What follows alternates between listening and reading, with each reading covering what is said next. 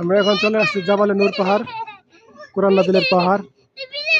ওই যে উপরে দেখা যাচ্ছে ওখানে হেরা গুহা, অনেক উপরে।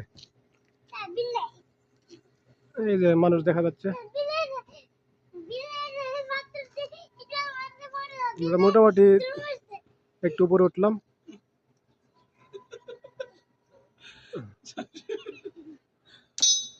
এই যে আমার সাদিকে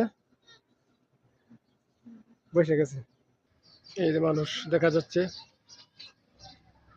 এখান থেকে ওঠে আরো অনেক অনেক উপরে, অনেক উপরে। এখানে আমরা ওঠা সম্ভব নয় কারণ সাথে ফ্যামিলি আছে।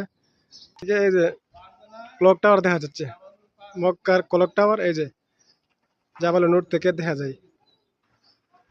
এই যে জাবালে নূর পাহাড়ের উপরে মানুষ।